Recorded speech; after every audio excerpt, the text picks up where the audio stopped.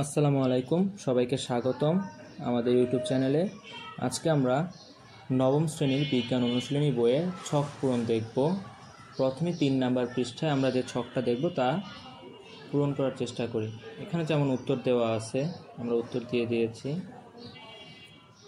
কার্ডবোর্ডের উপর একটি মুদ্রা রেখে সেটা যদি আমরা ঝটকা টান দিয়ে কাগজটি সরিয়ে নিই, তাহলে দেখা যায় যে মুদ্রাটা গ্লাসের ভেতরেই পড়েছে।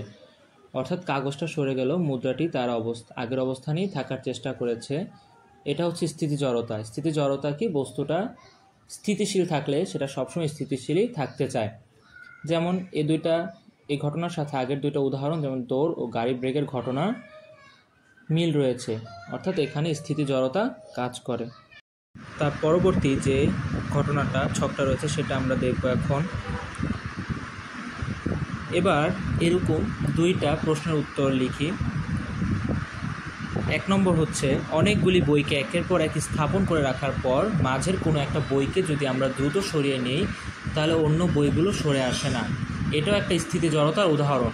আরেকটা উদাহরণ হলো, কোনো সাইকেল চালক সাইকেল চালাতে চালাতে প্যাডেল বন্ধ করে দিলেও সাইকেল গতি জড়তার জন্য কিছু দূর পর্যন্ত গতিশীল থাকে।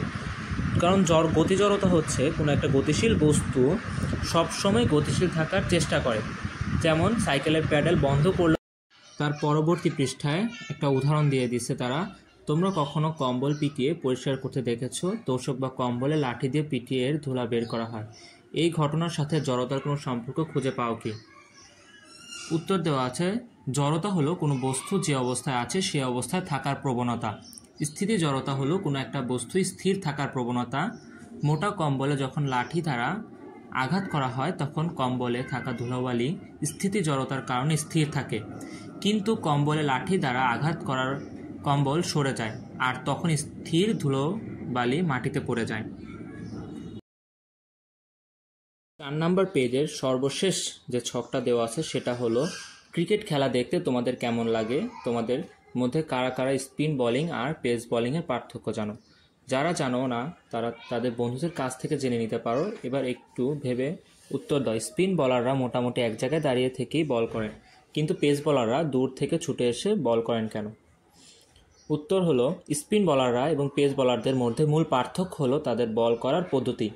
স্পিন বলাররা বলকে ঘোরানোর জন্য তাদের কনুই এবং আঙুলের অবস্থান ব্যবহার করেন। পেস বলাররা বলকে দ্রুত গতিতে নিক্ষেপ করার জন্য তাদের শরীরের ওজন এবং গতি ব্যবহার করেন।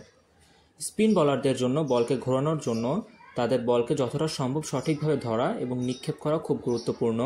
এটা করার জন্য তাদের বল করার সময় তাদের শরীরে একটা ভারসাম্য রাখা প্রয়োজন। যদি তারা দৌড়াতে শুরু করে তাহলে তারা তাদের শরীরে ভারসাম্য হারাতে পারে এবং বলকে সঠিকভাবে ধরতে বা নিক্ষেপ করতে পারে না। আর পেস বলারদের জন্য বলকে দ্রুত গতিতে নিক্ষেপ করার জন্য তাদের শরীরের ওজন এবং গতি ব্যবহার করা গুরুত্বপূর্ণ।